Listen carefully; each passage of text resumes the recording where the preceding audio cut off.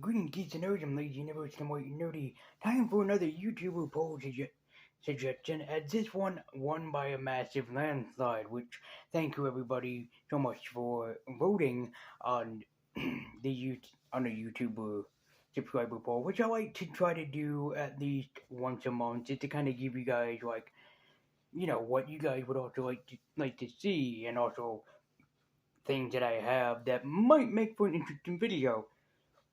As you guys have chosen pretty much a very interesting choice. You want me to review the first episode or the first season of Spawn. Which, before I get any further into this video, disclaimer, warning, this video will have to do with suggested material such as killing, not really nudity, but like sexual jokes and some graphic material here and there, especially blood, gore, and violence. So, if anyone is not willing to sit through this, I highly understand. I'm just making it known now. Yes, there is nudity in this series, but because of YouTube, I have to cut my way around it, or ignore it in its all entirety. So this review is already going to be pretty difficult for me to put together. So I'm just saying this now. If there are any people that are not interested in this, or if there are any kids that clicked on this thinking that, this will be a fun video, no. Turn this video off now. And especially if you're squeamish to blood and gore and things, you can turn off the video here and come back whenever that you feel ready. It's no big deal. But I had you guys vote for my last two reviews of this month, but I'm not going to spoil what the next one is. I'll just see you guys for the final day in April for my final review of April. So, with that all things considered, we're going to be talking about the animated series of Spawn. But before we do that, we have to ask ourselves the question: who created Spawn, and exactly who is Spawn? Spawn is created by Todd McFalene, who used to be an artist who worked famously on the Spider-Man franchise, and most notably is one of the best Spider-Man artists out there in the world, but also is the creator of Spawn. As most notably, Todd McFarlane is known for his work on Spider-Man, and especially he is even most credited for the creator of Venom, one of Spider-Man's most deadly adversaries. But after a very famous time at Marvel and DC, McFarlane eventually left the comic industry for a while, before joining Image Comics with a bunch of people from both Marvel and DC, and creating his very first and very famous superhero known only as Spawn, which is still being run both art-wise and storybook-wise by the great Todd McFarlane. And if you are a fan of the comic book world, you would know that Todd McFarlane not too long ago received an award for his long-running run on Spawn, going over 300 issues, and with Todd McFarlane still writing and drawing the series even still to this day, which is great for a creator of his own material, which I think that he only comes second to the great Eric Larson, who is still writing and drawing his own creation of Savage Dragon. Well, Spawn has existed for a while, and had been one of the most popular Image characters, so much so that Spawn's first appearance comic book is one of Image's best-selling comic books, next to Rob Liefeld's Youngblood, for some reason. And even so, it even measures up to the great Jim Lee's first X-Men comic, which has sold millions of copies. So Spawn is a great superhero, but more so, he is more in line with someone like the Punisher, as in that he's a good man that does well, but him in his doing well mostly means that people have to die. And no, not in the comic book straight away, what Spawn's origins basically said. But Spawn is ex-CIA agent Al Simmons, one of the best in the field and one of the best in his adversaries, until he was later on killed. He was later on backstabbed by his own boss named Wynn and sent straight to hell. This is a good concept for an interesting series and would be the stepping ground of the great comic book legendary that it has created. As being an ex-CIA agent means that Spawn is not worried about getting his hands dirty, as he can place his hand down anyone and basically expect the same opinion, that he was going to be out there to kill someone. But the reason why Spawn returned was for his wife, Wanda, his true love, and somebody that he really wants to be around. However, when he comes back to Earth, he is no longer a black man, but instead turned white. For some reason in the comic book adaptation, that is. As in the comics, Spawn is chosen by Malbosia, aka the Devil, to once he found fit that Earth would be good for ruling, that he would lead Malbosia's army into taking over the world, and that once his powers have been depleted, he will be Malbosia's slave forever. Which is why in the comics and also in the animated series that there is a power meter of Spawn's, basically meaning that whenever that he uses his powers, the closer that he comes to defeating Malbosia, which means that Spawn not likely uses his magical properties, but instead mostly relies on heavy weaponry, as it will be his main adversary for keeping Malbosia, or the Devil, straight in hell where he belongs, as Spawn will try to rid the world of the evil that infests it. At some point, I will have to go back and basically review my first volume of Spawn. This is the only one that I own. But a lot of the backstory had been included to me, and a lot of characters had been driven to me, thankfully through other media and other nerds, since I used to be friends with quite the big Spawn fan. But people do not want me to talk about the comic book just yet. I'll probably get around to it, at some point. They want me to talk about the adult-rated Spawn series, which back in the day was shown on HBO. Very similar to another beloved comic property, Tales from the Crypt, as it was also a more adult-rated thing and more for mature audiences.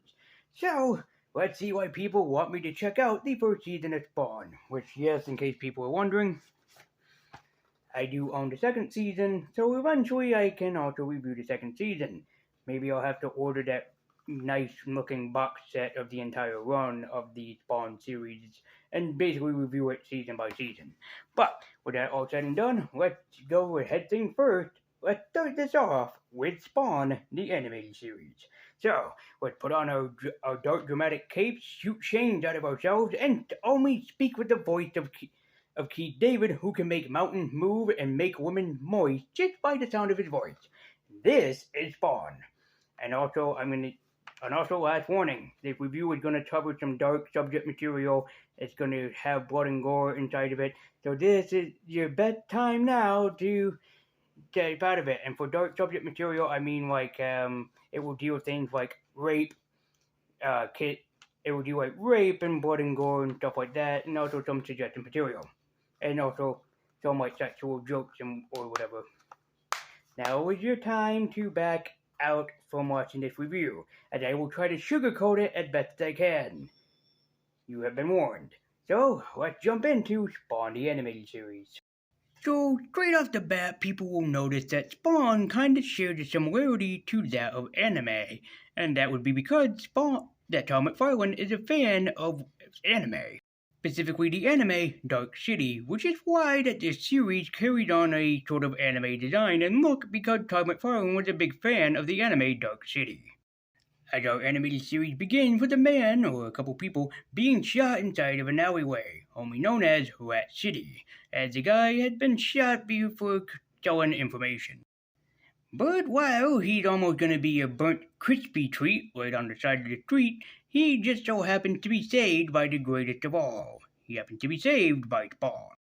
And Spawn comes in straight the hell out of nowhere and basically saves the guy from being basically killed, which would lead the question of what Spawn was doing there to begin with. Well, Spawn has been awoken in this Rat City, and he remembered nothing. He barely can hang on to what humanity that he had left, and he's questioning what he's doing back alive. Well, there's good reason for why Spawn is still alive. Like I said, with the comics, he wanted to come alive for his wife Wanda, somebody that he still loved, still respected, and is the love of his life. But Spawn had to eventually find his own humanity and find out if what was said was true. Is he really dead, or is he still alive in the form of a straight shadow? And unfortunately, he's dead.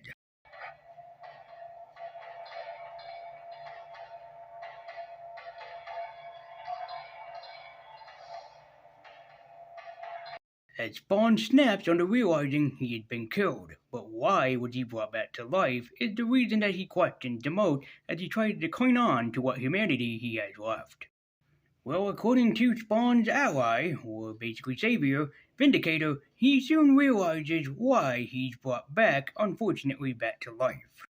As Vindicator tells Spawn that unfortunately he's brought back to life to lead Malebolgia's army, but not just yet. He gotta prove himself worthy of Malebolgia and to be the leader of his army first.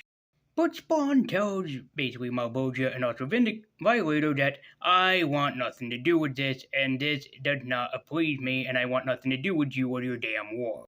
But Violator does not take this news well, unfortunately, as he shows Spawn his true form.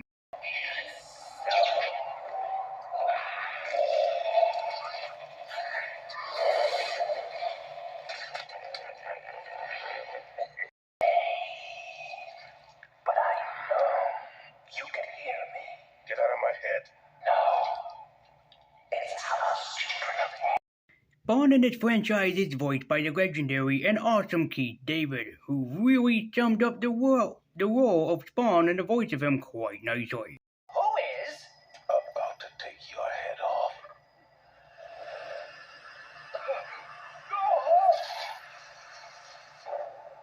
As Keith David's deep voice very carried on much for Al Simmons' persona, as he is a man that's shrouded in darkness and shrouded in mystery and secret, which is great for Keith David to be the voice actor. And very similar to the comic books, it had to deal with a character known only as Big Tony, who is basically the villain of the first season of the Spawn animated series.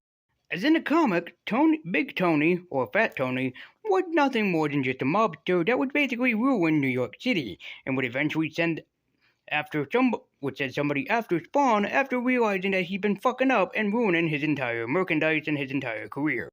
A villain known as Overkill, who, yes, in case people are wondering, does actually show up in the animated series, but I just wanted to tie in that Overkill and Big Tony did appear in the comic books where they didn't have much of a origin or backstory, but they do in the animated series, which is kinda cool. Which is what's also unique about the series, is that it also brings in drama into it. There's so much subplot and so much drama with so many side characters going on, it's hard to keep track of it all. But I will say it right off the bat, this series is absolutely fucking gorgeous. One of the best looking animated series I've ever seen in a pretty long time. But there's another character who ends up showing up in this series that's not from Spawn. He comes from Youngblood, and I'm not kidding. The big futter at the porn club? That is Chapel from Rob Liefeld's Youngblood, who was brought into this franchise. Yes, this man, who could be mistaken for Al Simmons in this franchise, is Chapel from Rob Liefeld's Youngblood. Why is he here? Why is he at a porn theater? Well, to let people know, Chapel is, yes, friends with Spawn in the comic books and would later on cross over into Spawn, and also Spawn would cross over into Youngblood. But what's he doing here is beyond questioning, especially at a porn club or porn theater of all things. For no reason, he steals a guy's woman, who I'm thinking that he was gonna get lucky with, and slices off his fucking fingers, only to make love with said woman, and have one of the funniest lines of dialogue I've ever heard in an animated series. Just listen.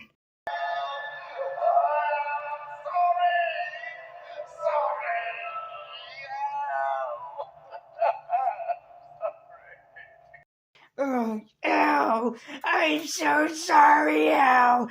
I'm so sorry!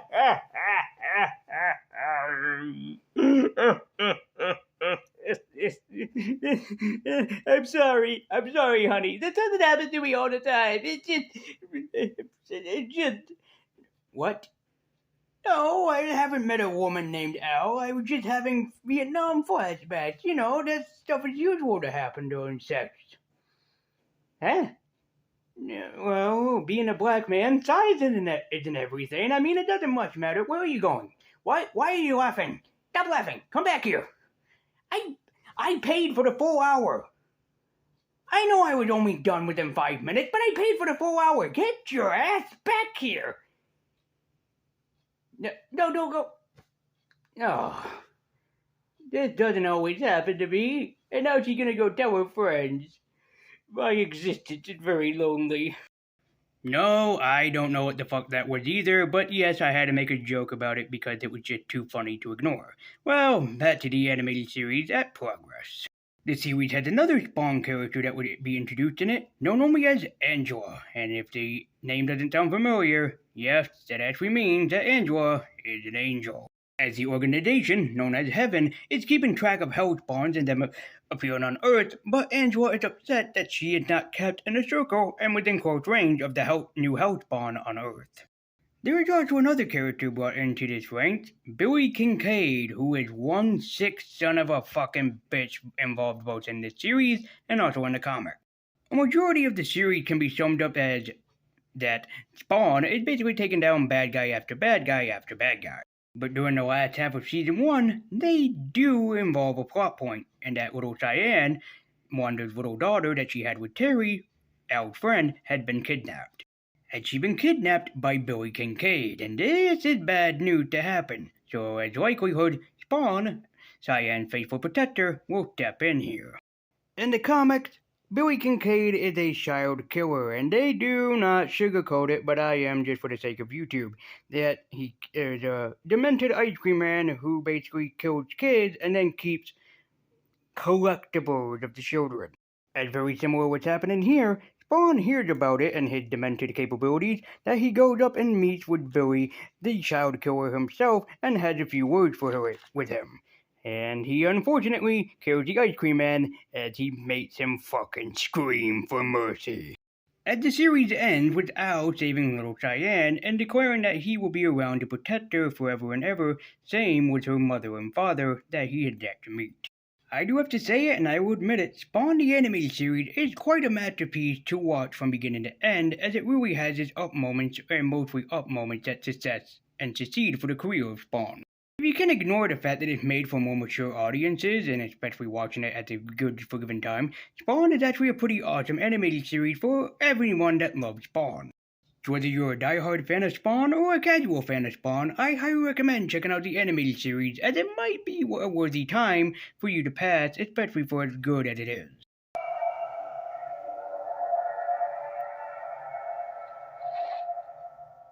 Spawn is a unique animated series, and especially since it was owned by HBO, they could really push the borders with anything and everything that could be done within this small and short-lived and also successful animated series that had, I believe, 6 seasons, which is pretty good for a series like that.